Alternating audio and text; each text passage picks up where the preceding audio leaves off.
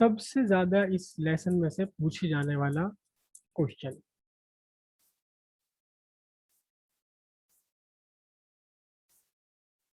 Parallel plate capacitor. Parallel plate capacitor और इसकी capacity पर सबसे ज्यादा क्वेश्चन एग्जाम में आ चुके हैं, सबसे ज्यादा इसी में आते हैं, इसी पर आते हैं। एक दो बार क्वेश्चन एग्जाम में आया, what is parallel plate capacitor and what is the working principle behind parallel plate capacitor. ठीक है, what is the working principle behind parallel plate capacitor. अब इस कैपेसिटर के नाम से ही पता लग रहा है कि इसमें कोई प्लेट्स रही होंगी, कम से कम दो तो होंगी, तभी तो दोनों एक दूसरे के पैरेलल होंगी। ठीक है, बहुत ध्यान से समझिएगा, बहुत ध्यान से, मैं वो चीजें आपको बता रहा हूँ जो नोट्स में नहीं है। हमने क्या कहा, capacity of a body is charge per unit, charge per unit voltage means it is the amount of charge required to raise the voltage by 1 volt. The amount of charge required to raise the potential by 1 volt is called the capacity, capacity of body. अब ये capacity कहलाती है। ठीक है जी। अब थोड़ा सी इसमें जरा से ध्यान दीजिएगा आप बात, कि किसी भी बॉडी की कैपेसिटी कब ज्यादा होगी, जब वो बहुत सारा चार्ज होल्ड कर पाए with minimum amount, with minute amount of increase in voltage. It is a ratio of charge and voltage. Larger the charge, larger is the capacity. Smaller the voltage, smaller the rise in voltage, larger is the capacity. समझ लो बात को। अभी हम यहाँ भी समझ सकते हैं कि एक वेसल हमारा इस शेप में है और दूसरा वेसल जो है वो इस शेप में आ रहा है। अब आपने देखा कि 1 मीटर राइज के लिए, 1 मीटर राइज के लिए यहाँ 2 लीटर लिक्विड चाहिए, लेकिन यहाँ 1 मीटर राइज के लिए, यहाँ 1 मीटर राइज करने के लिए आपको कितना चाहिए, आपको 20 लीटर चाहिए वाटर या लिक्विड। तो सीधी सी बात है, कौन बर्तन ज्यादा अपने अंदर किसकी कैपेसिटी ज्यादा है, इसकी, जो पर सेम लेवल राइज के लिए जिसको ज्यादा लिक्विड चाहिए। इसका मतलब यहाँ कि मैंने क्या किया, C directly proportional to Q, C directly proportional to Q. अब इसका रिवर्स आप सोचिए, इसका रिवर्स आप सोचिए, क्या सेम अमाउंट ऑफ लिक्विड आपने दोनों में डाला, दोनों में सेम अमाउंट ऑफ लिक्विड आपने डाला, यहाँ भी डाला आपने 2 लीटर, कितना, 2 लीटर, और यहाँ भी डाला आपने 2 लीटर, 2 लीटर। तो पता चला यहाँ तो राइज हो गया 1 मीटर का, यहाँ राइज हुआ 0.1 मीटर का।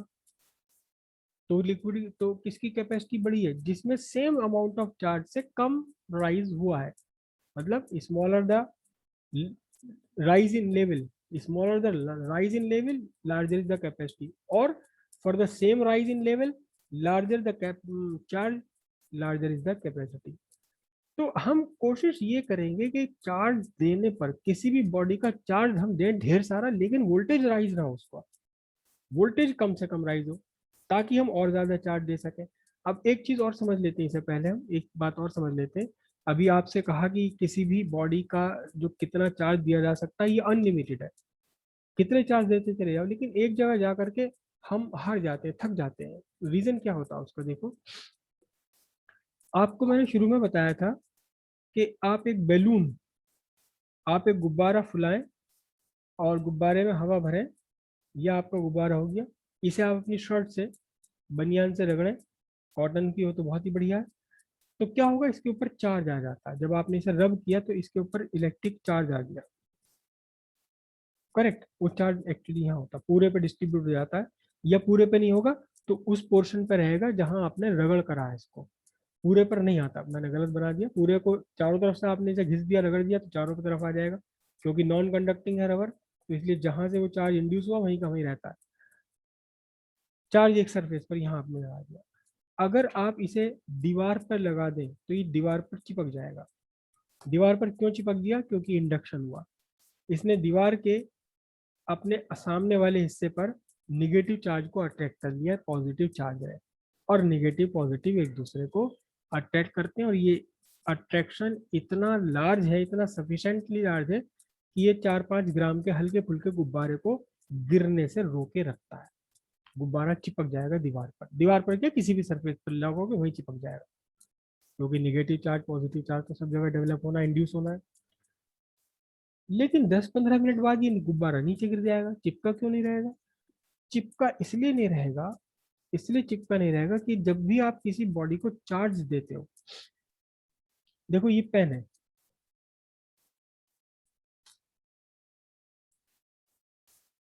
ये छोटा सा मैंने कागज का बिट रखा है यहाँ, और ये पेन है, मैं इसे बालों में रगड़ रहा हूँ,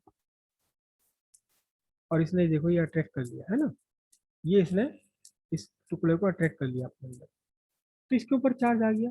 लेकिन मैं 2 मिनट 3 मिनट इसको बाद इसको ऐसे ही रखे रखूँ, क्या हुआ? अब क्यों नहीं अट्रैक्ट कर रहा है? अब कहाँ गया चार्ज? जबकि ये जो बॉडी है तो प्लास्टिक है, ये तो नॉन कंडक्टिंग है, इसका चार्ज कहीं जाना नहीं चाहिए, तो फिर अब वो चार्ज कहाँ गायब हो गया? देख रहे हो कितनी जल्दी खत्म हो गया यहाँ से चार्ज। ये मैंने बालों में रगड़ा, ये अट्रैक्ट कर रहा है, इसको ये अट्रैक्ट कर रहा है, और 2-3 मिनट में थोड़ा सा ऐसे, अब भी है अट्रैक्शन हल्का सा, और 2 मिनट बाद ही वो खत्म हो गया, तो कहाँ गया चार्ज? ये चार्ज डिफ्यूज हो जाता है, इसे हम बोलते हैं कोरोना डिफ्यूजन। अरे बाप रे, मैंने तो कोरोना बोल दिया है, ये तो खतरनाक काम है। एक्चुअली इसे कोरोना डिस्चार्ज ही बोलते हैं। तो जब आप किसी बॉडी को एक चार्ज देते थे, जब आप किसी बॉडी को चार्ज दें, चाहे पॉजिटिव चार्ज दें या निगेटिव चार्ज दें, उससे कोई फर्क नहीं पड़ता। आपने बॉडी को पॉजिटिव चार्ज दे दिया, ठीक है। अब पॉजिटिव चार्ज आपने दिया, इसका पोटेंशियल राइज कर गया, और इस बैलून का पोटेंशियल कितना हो गया? 25 से 40 वोल्ट तक क्रिएट हो गया था इसके ऊपर। इसको भी डिस्कस करेंगे कि कैसे इतना बड़ा हो जाता है वोल्टेज। अब ये चार्ज हो गया वोल्टेज, तो क्या इसके चारों तरफ एयर है? एयर है, एयर का एक मॉलिक्यूल यहाँ कांटेक्ट में आया, एयर का एक मॉलिक्यूल यहाँ कांटेक्ट में आया, इस एयर के एक मॉलिक्यूल से एक, कम से कम एक इलेक्ट्रॉन जो कांटेक्ट में आया, तो तुरंत एक इलेक्ट्रॉन निकल करके इस बॉडी पे गया। क्यों? क्योंकि पॉजिटिव चार्ज था, एक आध इलेक्ट्रॉन को खींच ही लेगा अपनी तरफ, भले ही ये नॉन कंडक्टिंग है, लेकिन फिर भी एक आध इलेक्ट्रॉन का तो ट्रांसफर हो ही जाएगा जब ये एक दूसरे कांटेक्ट में आए। अब क्या हुआ, जैसे ही इलेक्ट्रॉन का ट्रांसफर हुआ, अब ये मॉलिक्यूल क्या हो गया? पॉजिटिव। अब ये मॉलिक्यूल कैसे चार्ज हो गया? पॉजिटिव। अब पॉजिटिव पॉजिटिव, अभी तो इस बॉडी में पॉजिटिव चार्ज बचा हुआ है, पॉजिटिव पॉजिटिव एक दूसरे को रिपेल करेंगे, और ये पॉजिटिव चार्ज क्या होगा? यहाँ से दूर चला जाएगा। फिर एक नया मॉलिक्यूल आकर इसके ऊपर टच करेगा, फिर एक इलेक्ट्रॉन इसे दे देगा, और पॉजिटिव होकर के फिर दूर चला जाएगा। तो इस तरह से ये जो पॉजिटिव चार्ज है, जो बॉडी का चार्ज है, ये चार्ज लगातार क्या होगा? डिफ्यूज होता रहेगा, हम इसे बोलेंगे डिफ्यूज इनटू एयर, और अल्टीमेटली इस पूरी बॉडी का चार्ज खत्म हो जाता है, खत्म हो जाता है। सीधी बात यह है कि जितना ज्यादा वोल्टेज होगा इस बॉडी का, उतना ही ज्यादा ये तेजी के साथ बाहर डिफ्यूज होता चला जाएगा। आप इमेजिन करें कि ये जो आपकी ये है बॉडी, इसमें छोटे छोटे से होल्स बने हुए, छोटे छोटे होल बने हुए, आप भरते जा रहे हो और इन होल्स से बाहर निकलता जा रहा है। जितना ज्यादा भर दोगे आप, उतनी ज्यादा ऊंचे, उतने सारे ज्यादा होल से बाहर निकलेगा, उतनी तेजी के साथ ये डिफ्यूज हो जाएगा। इसमें सारे बर्तन में चारों तरफ होल बने हुए हैं, बारीक बारीक पतले पतले हल्के हल्के होल बने हुए हैं। जितना ज्यादा आप भर दोगे उतनी तेजी के साथ डिफ्यूज होगा, और एक टाइम ऐसा आएगा सारा खत्म हो जाएगा जी। तो ठीक वैसे ही जब आप किसी बॉडी को चार्ज करते हैं, तो उस बॉडी का चार्ज लगातार एयर में डिफ्यूज हो जाता है, तो इसको इसको बोलते हैं कोरोना डिस्चार्ज। मुझे नहीं पता था कि कोरोना नाम की कोई बीमारी भी आ जाएगी, क्या साइंटिस्ट को नहीं पता होगा तो कुछ और नाम रख दिया जाता है इसका। सर हाँ, सर अगर हम जितना ज्यादा चार्ज करेंगे तो सर उतना ही टाइम लगना चाहिए सर उसे डिफ्यूज होने में। हाँ हाँ हाँ, उतना ही ज्यादा टाइम लगना चाहिए क्योंकि चार्ज ज्यादा है, लेकिन yes time sir. Time more और लेस सेम लगता है। रीजन इसका कि जितना ज्यादा आप चार्ज दोगे इसे, इसका वोल्टेज उतनी ज्यादा हाई हाई पहुंच जाएगा। अभी ये डिस्कस करेंगे उसको हम, कि वोल्टेज ज्यादा क्यों पहुंच जाएगा। तो जितना ज्यादा चार्ज दोगे तेजी के साथ वोल्टेज ऊंचा हो जाएगा, तो उतना ही ज्यादा तेजी के साथ ये एयर में डिफ्यूज होना शुरू हो जाएगा इसका चार्ज। तो सीधी बात ये सर है। सन की आउटर लेयर का नाम लिया होगा इसका। कहाँ से? सन की आउटर लेयर से, उसका नाम भी तो कोरोना ही है। हाँ, सन की आउटर लेयर जो है वो कोरोना होती है, क्योंकि वह और वहाँ उसमें भी सारे के सारे जो मैटर है वो एक्चुअली चार्ज पार्टिकल्स है। चार्ज पार्टिकल से बना हुआ पार्ट है वो सूरज का आउटर पार्ट जो होता है। तो वो कोरोना है, राइट, आप बिल्कुल सही समझे, वेरी गुड, बहुत बढ़िया। This is this is called physics, this is called the understanding, this is, मजा आ गया, सही बात है। तो ये जो है, जितना ज्यादा, चलो इसी को डिस्कस कर लेते हैं, हम इसी को डिस्कस कर लेते हैं। देखो, किसी भी बॉडी का जो वोल्टेज है कितना राइज करेगा, क्यू बाई सी। और सी किस पर डिपेंड है, सी शेप और साइज पर डिपेंड है। जितना छोटा साइज होगा, अभी हमने ये फॉर्मूला निकाला, स्फेरिकल बॉडी की कैपेसिटी कितनी है, स्फेरिकल बॉडी की capacity 2 pi epsilon naught R. जब अर्थ की कैपेसिटी कुल 711 माइक्रोफेरेड है, 7.11, तो फिर कोई छोटी मोटी बॉडी है या पेन है, इसकी कैपेसिटी कितनी होगी, इसकी कैपेसिटी तो पीको फेरेड में जाएगी। अक्सर जो ये कैपेसिटी होती है, it is of the order of picofarad, 10⁻⁻12। तो जरा सा आपने, ये तो कैपेसिटी छोटी सी बहुत, जरा सा आपने चार्ज दिया, धड़ाक से इसका वोल्टेज ऊंचा हो गया। अगर मान लो आपका ये बैलून है, ये बैलून है, मैं कहूं इसकी कैपेसिटी 1 पिको फेरेड है। कितनी कैपेसिटी है, 1 पिको फेरेड है, 10⁻⁻12 फेरेड, करेक्ट। अब आपने इसे चार्ज दे दिया, कितना चार्ज दे दिया आपने, 2 माइक्रोकुलम चार्ज दे दिया। कोई बहुत बड़ा चार्ज नहीं है, 2 माइक्रोकुलम थोड़ा सा चार्ज है, आपने दे दिया। तो इसकी वोल्टेज कितना हो जाएगा, 2 × 10⁻⁻6 अपॉन 10⁻⁻12, यानी कि 2 × 10⁻6, 6 मेगा वोल्ट इसका चार्ज पहुंच जाएगा, वोल्टेज पहुंच जाएगा 6 मेगा वोल्ट। 2 × 10⁻6 वोल्ट, 2 × 10⁻6 का मतलब 2 लाख वोल्ट, 2 लाख वोल्ट पहुंच जाएगा। नहीं, 2 लाख नहीं, कितना बैठेगा ये, 20 लाख। 20 लाख वोल्ट पहुंच जाएगा। तो इतना ऊंचा वोल्टेज पर क्या होगा, इतने ऊंचे वोल्टेज पे तो धड़ाधड़ वो मॉलिक्यूल्स की तरफ आएंगे और खटाखट इसे अपना चार्ज दे करके दूर भागते चले जाएंगे। बहुत तेजी के साथ सारा का सारा चार्ज एयर में डिफ्यूज हो जाएगा। तो इसलिए हम किसी भी बॉडी को अनलिमिटेड चार्ज तो दे नहीं सकते। जितना ज्यादा वोल्टेज होगा उतनी तेजी के साथ ये एयर में आसपास डिफ्यूज हो जाएगा। और हम एयर को छोड़ के जाएंगे कहाँ, ऐसा तो पॉसिबल नहीं है कि हम सारे काम बिल्कुल वैक्यूम क्रिएट करके उसके अंदर बैठ के एक चैम्बर बनाए, वैक्यूम क्रिएट करें, उसके अंदर बैठ के काम करें। ऐसा तो पॉसिबल ही नहीं है, हमें तो हवा में ही रहना है। तो हम किसी बॉडी को एक जरूरत से ज्यादा चार्ज नहीं दे सकते। इसीलिए ये बॉडी है, आप बैलून है, बैलून को आपने घिसा, इस बैलून के ऊपर जो वोल्टेज है ऑफ द ऑर्डर 25,000 वोल्ट होता है, 25,000 से 50-60,000 वोल्ट तक हो जाते हैं। लेकिन कितना भी घिस लो आप इसे, चाहो मैं 50 लाख वोल्ट दे दूं, नहीं हो पाएगा। क्यों? कि तेजी के साथ आप अभी रबिंग प्रोसेस से इसे चार्ज दे ही रहे हो, तो वो तो डिफ्यूज हो जाएगा, साथ साथ डिफ्यूज होता चला जाएगा। तो कैपेसिटी अगर हमें बढ़ानी है, तो हम क्या करेंगे, चार्ज दिया जाए लेकिन पोटेंशियल राइज ना हो। कोशिश करो कि पोटेंशियल ना बढ़ने पाए, पोटेंशियल बढ़ेगा तो ये चार्ज डिफ्यूज हो जाएगा कहाँ, एयर के अंदर, मामला गड़बड़ होता चला जाएगा। हमेशा जब भी कैपेसिटर बनाया जाएगा तो कोशिश ये की जाएगी कि चार्ज देने के बाद भी पोटेंशियल राइज ना हो, पोटेंशियल राइज ना हो। अब पैरेलल प्लेट कैपेसिटर इस काम को बखूबी कर देता है। कैसे करता है बखूबी, देखना ध्यान से आप। पैरेलल प्लेट कैपेसिटर से कैसे हम ये काम करवा लेते हैं। एक्चुअल में जितने भी कैपेसिटर्स यूज करते हैं हम लाइफ में, अपने इलेक्ट्रॉनिक्स में, सर्किट में, चाहे वो इलेक्ट्रिकल हो या इलेक्ट्रॉनिक हो, ये सारे पैरेलल प्लेट कैपेसिटर ही होते हैं, क्योंकि पैरेलल प्लेट कैपेसिटर ही सबसे ज्यादा एफिशिएंट है चार्ज होल्ड करने में या इलेक्ट्रिक एनर्जी होल्ड करने में। ठीक है, तो अब देखना जरा ध्यान से, आपने एक मेटेलिक प्लेट ले ली, ये मेटेलिक प्लेट आपने ले ली, ठीक है, और इसे आपने एक इंसुलेटेड स्टैंड के ऊपर फिक्स कर दिया, लकड़ी के एक स्टैंड के ऊपर इसे फिक्स कर दिया आपने यहाँ। ठीक, ये क्या है? Metal plate. और ये क्या चीज है? ये आपका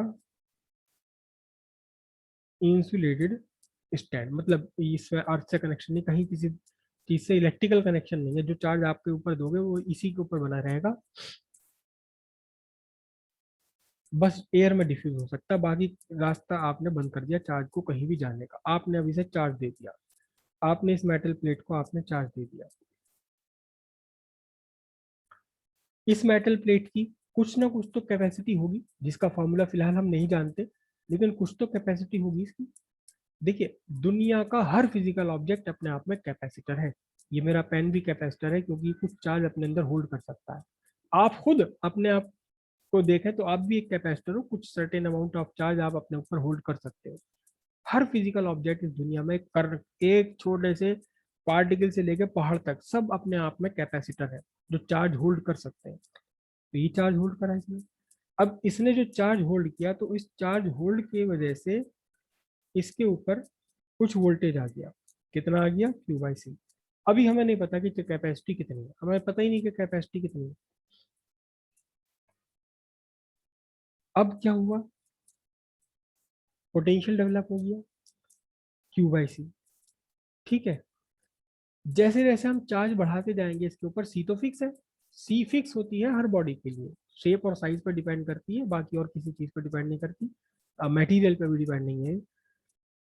तो जैसे जैसे चार्ज देते जाएंगे वैसे वैसे पोटेंशियल बढ़ता जाएगा। एक टाइम ऐसा है पोटेंशियल हम मान लो 50-60 हज़ार वोल्ट बन गया इसका, तो चार्ज देते रहो, वो तो हैंड टू हैंड एयर में डिफ्यूज होता रहेगा, एयर में डिफ्यूज होता रहेगा, तो फायदा कुछ नहीं फालतू देने का। तो किसी तरह से इसकी कैपेसिटी अगर हमें बढ़ानी है, capacity C is equal to Q by V, तो किसी तरह से क्या करो, किसी तरह से इसका वोल्टेज कम करो, मतलब चार्ज देने पर भी वोल्टेज ज्यादा ना बढ़ पाए। कैसे कम किया जाता है इसका वोल्टेज? बहुत ध्यान से देखना। अभी इसका एक सर्टेन पोटेंशियल है due to its own charge. कितना पोटेंशियल है? मैं इस पोटेंशियल को लिख रहा हूं, इसका अपना पोटेंशियल है due to its own charge, इसका अपना पोटेंशियल है V1।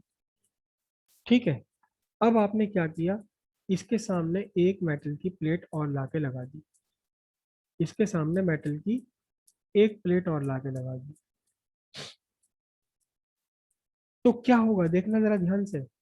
ये जो पॉजिटिव चार्ज है, ये पॉजिटिव चार्ज अपने सामने वाले फेस पर, अपने सामने वाले फेस पर नेगेटिव चार्ज अटैक कर लेगा, और जो फार्दर फेस है, इसके पीछे वाला फेस है, उसके ऊपर चार्ज आ जाएगा पॉजिटिव।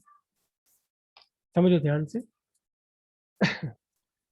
ये एक प्लेट है, ठीक है, इसे आपने पॉजिटिव चार्ज दे दिया, इसका अपना वोल्टेज है V1 due to its own charge. एक प्लेट और आपने यहाँ पर आप बराबर में रख दी, ये भी आइसोलेटेड है, ये भी आइसोलेटेड है, अभी मैंने उसको बनाया नहीं लेकिन आइसोलेटेड है।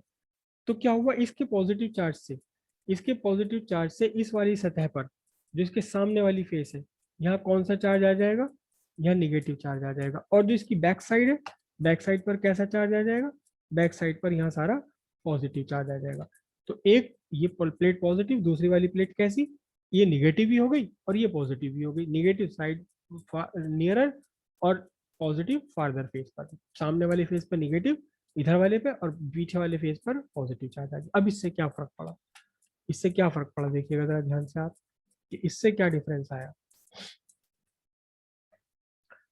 जब आपने ये प्लेट रख दी, सेकंड प्लेट रख दी आपने,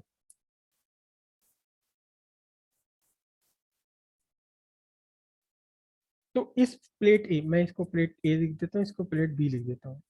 voltage of A, net voltage कितना होगा? खुद इसका अपना V1 जो था पॉजिटिव चार्ज से। लेकिन ये जो निगेटिव चार्ज है, इस निगेटिव चार्ज ने भी तो यहाँ पर एक पोटेंशियल क्रिएट किया। आप पीछे आप देखो ध्यान से, हमने पढ़ा था formula, voltage V is equal to 1/4πε0 Q/R, point charge के लिए। अगर नेगेटिव चार्ज है तो पोटेंशियल नेगेटिव, अगर पॉजिटिव चार्ज है तो पोटेंशियल भी कैसा है? पॉजिटिव है।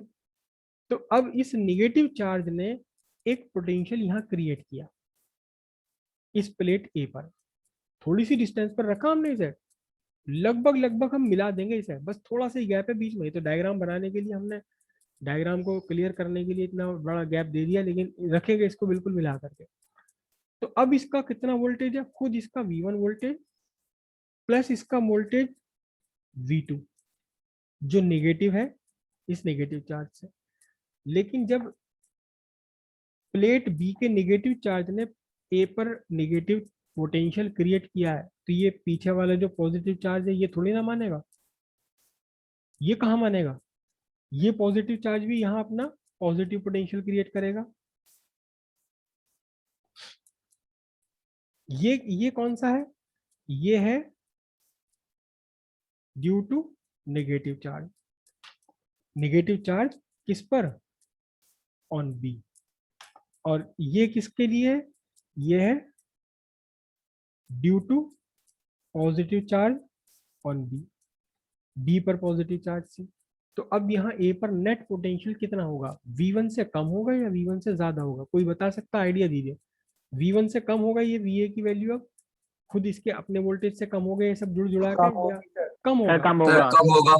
क्योंकि नेगेटिव चार्ज इसके ज्यादा पास है, नेगेटिव चार्ज क्लोज है। Yes sir. Negative charge close है तो नेगेटिव पोटेंशियल इस पर ज्यादा इफेक्टिव रहेगा, तो -V2 की वैल्यू लार्जर है +V3 से। बात समझ रहे हो, -V2 इज न्यूमेरिकली लार्जर, इसकी जो मैग्नीट्यूड है is numerically larger than, magnitude में लार्जर है देन V3। तो ओवरऑल इफेक्ट अब आपका क्या हुआ, VA is slightly less than V1, V1 से थोड़ा सा कम हो गया, थोड़ा कम हो गया तो फिर तो कैपेसिटी थोड़ी तो बढ़ी ना, चार्ज देकर, चार्ज तो अब भी उतना ही है इस पर, कैपेसिटी ए पर चार्ज कितना पहले जो हमने दे रखा था उतना ही है अपना, लेकिन अब ये ए का वोल्टेज थोड़ा सा कम हो गया तो रेशियो कम आएगी, कैपेसिटी बढ़ गई। यानी उतना ही वोल्टेज लाने के लिए, अब आप थोड़ा सा चार्ज इसको और दे सकते हो, और चार्ज दे सकते हो, तो इसका मतलब कैपेसिटी बढ़ गई। अब आपने क्या काम किया, अब आपने थोड़ा सा काम और किया, क्या काम किया आपने, देखो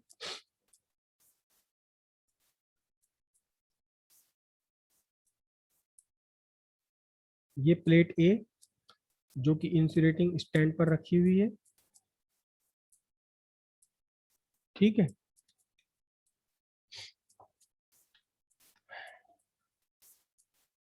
इस पर आपने चार्ज दे रखा है +Q। सामने आपने एक और प्लेट रखी थी, यहाँ सामने आपने एक और प्लेट रखी थी, इसके नजदीक वाले सिरे पर, नजदीक वाले फेस पर आ गया था पॉजिटिव चार्ज। अब आपने क्या काम किया, अब आपने जो इसका फार्दर एंड था इसे अर्थ कर दिया। अर्थ को हम ये मानते हैं कि earth is such a large body that it can engulf any amount of charge without changing its voltage. It can deliver any amount of charge without changing its voltage. It can engulf, ये खा सकती है। Earth can eat any amount of charge without changing its voltage. अर्थ का voltage को हमने 0 मान रखा है, कितना ही चार्ज दे दो अर्थ को इसका वोल्टेज नहीं बढ़ता, कितना ही चार्ज ले लो अर्थ से इसका वोल्टेज नहीं घटता, सच ए लार्ज बॉडी। तो क्या हुआ, जो पॉजिटिव चार्ज था वो सारा का सारा पॉजिटिव चार्ज कहाँ चला गया, वो अर्थ में चला गया। अब सामने वाली जो फेस थी, पीछे वाली जो बैक साइड थी, उसका तो चार्ज खत्म हो गया। अब ए का वोल्टेज कितना है, अब ए का वोल्टेज है खुद इसका अपना positive voltage plus negative voltage जो सामने वाली प्लेट बी ने क्रिएट किया इसके ऊपर। तो क्या हुआ, अब V is a much less than V1, बहुत कम हो गया क्योंकि ये बहुत पास रखा हुआ है। एक्चुअली ये जितना चार्ज सामने पॉजिटिव है उतना ही एग्जैक्टली नेगेटिव चार्ज इसके ऊपर डेवलप हो जाता है -Q। तो खुद इसका अपना वोल्टेज +V1 और -V2 थोड़ा सा ही कम होता है V1 से, क्योंकि बहुत पास रखा हुआ है। हालांकि V1 से तो कम होगा ही होगा, क्योंकि V1 तो खुद इसका अपना वोल्टेज है, खुद इसके अपने चार्ज का वोल्टेज है, इससे तो कोई, खुद इसकी अपने आप से तो कोई दूरी है ही नहीं, खुद इस प्लेट की अपने ही चार्ज से तो कोई डिस्टेंस है ही नहीं। तो Q1 जो V1 है इसका अपना वोल्टेज वो तो जो है वो रह नहीं रहना, और इसके पास आपने same charge same amount of charge और लाके रख दिया, लेकिन मिलाएंगे तो है नहीं बिल्कुल, मिलाओगे तो दोनों चार्ज एक दूसरे में डिफ्यूज हो जाएंगे, खत्म, कैपेसिटर ही खत्म हो गया है, तो चार्ज ही होल्ड नहीं हो पाया। लेकिन फिर भी इस निगेटिव वोल्टेज की वैल्यू बस जरा मरासी सी कम है, किससे? V1 से। तो अब जो VA है ये V1, अब V1 अगर आपका 50 वोल्ट है तो ये 49 वोल्ट है, तो VA कुल कितना रह गया? अब तो 1 वोल्ट रह गया, अब तो बहुत कम हो गया वोल्टेज। तो यहाँ इस रेशियो में V की वैल्यू कंसिडरेबल डिक्रीज कर दिया आपने, काफी हद तक के V को डिक्रीज कर दिया, तो फिर कैपेसिटी बढ़ गई। मतलब ये हुआ कि अब इसका सेम वोल्टेज लाने के लिए, पहले जितना जब इसका अकेली प्लेट थी, सेम उतना ही वोल्टेज लाने के लिए अब आप इसको और ज्यादा चार्ज दे सकते हो, तो इसका मतलब कैपेसिटी इसकी बढ़ गई। समझ आई बात? और अब ये जो कैपेस पूरा का पूरा अरेंजमेंट है, ये तो इंसुलेटिंग स्टैंड है। सर एक बार बोलिए। दोबारा जाना, यहाँ से यहाँ ऊपर इधर से VA यहाँ से जो बढ़ गई थी इसकी कैपेसिटी, एक बार थोड़ा। देखो, जब आपने इस प्लेट को अपने इसके सामने रखा, दूसरी प्लेट बी को, तो प्लेट बी के सामने वाले फेस पर तो नेगेटिव चार्ज आ गया, तो इस नेगेटिव चार्ज ने अपना यहाँ वोल्टेज इंड्यूस करा, कितना? -V2। अपोजिट फेस पर पॉजिटिव चार्ज आ गया, तो इस पॉजिटिव चार्ज ने भी अपना वोल्टेज यहाँ इंड्यूस करा, कितना? V3, है ना। मैंने V2 V3 इसलिए डिफरेंट लिए क्योंकि V2 ज्यादा पास है तो इसका मैग्नीट्यूड बड़ा होगा, और V3 दूर है तो इसका मैग्नीट्यूड कम होगा। जो मैग्नीट्यूड है, जो न्यूमेरिकल वैल्यू है, वो V2 की लार्जर होगी और V1 की कम होगी। तो इसका मतलब VA में से कुछ आपने घटाया लार्जर, मतलब 50 वोल्ट माइनस के करे और 49 वोल्ट प्लस के कर दिए। समझ रहे हो बात को? माइनस के तो ज्यादा हुए और प्लस के थोड़े कम हुए, क्योंकि प्लस वाला थोड़ा ज्यादा डिस्टेंस पर था इस प्लेट ए से, तो इस प्लस वाले का इफेक्ट कम पड़ेगा, इस प्लस वाले का वोल्टेज यहाँ कम इफेक्टिव रहेगा। लेकिन थोड़ा सा डिफरेंस है बिल्कुल।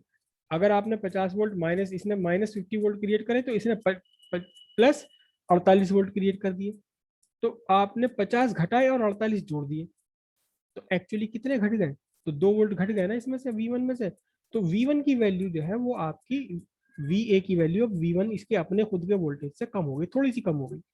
उसके बाद आपने क्या करा कि जो पॉजिटिव चार्ज था, देखो दो फैक्टर है यहाँ, एक नेगेटिव चार्ज जो ए का पोटेंशियल घटा रहा है, पॉजिटिव चार्ज जो ए का पोटेंशियल बढ़ाने की कोशिश में है। अब आपने जब अर्थ कर दिया तो जो बढ़ाने वाला फैक्टर था वो तो आपने हटाई दिया, यहाँ से सारा का सारा चार्ज चला गया, केवल कौन सा फैक्टर रह गया? नेगेटिव रह गया, घटाने वाला रह गया। तो अब इसमें से काफी बड़ी अमाउंट आपको घटा देनी पड़ेगी, तो फिर VA की वैल्यू खुद इसके अपने V1 से काफी कम हो जाएगी, क्योंकि जितना चार्ज पॉजिटिव है एग्जैक्टली उतना ही चार्ज नेगेटिव इंड्यूस हो जाता है, और जितना इसका अपना खुद का पोटेंशियल है V1 उससे थोड़ा सा ही कम नेगेटिव वोल्टेज होता है due to charge on B। तो इसलिए अब VA की वैल्यू V1 से खुद बहुत कम हो गई। V1 से कम हो गई, जब यह नेट वोल्टेज A का कम हो गया, VA नेट वोल्टेज A का कम हो गया, तो कैपेसिटी बढ़ गई। ए का वोल्टेज कम होने का मतलब आप ये भी कह सकते हैं कि अब इसको पहले जितना वोल्टेज तक पहुंचाने के लिए, अब आपको क्या करना पड़ेगा? अब आपको जो है और ज्यादा वोल्टेज दे सकते हो, ठीक है। सर हम कैपेसिटी बढ़ा क्यों रहे हैं? अच्छा, कैपेसिटी बढ़ा क्यों रहे हैं, ये आगे चल के ही पता चलेगा कि हम कैपेसिटी बढ़ा क्यों रहे हैं, ठीक है। तो कल इसकी न्यूमेरिकल वैल्यू हम फाइंड करेंगे, अभी तक आपने इसका बेसिक प्रिंसिपल समझा पैरेलल प्लेट कैपेसिटर का। ओके, लेस देन 1 मिनट बचा है तो खत्म कर रहा हूँ मैं इसे।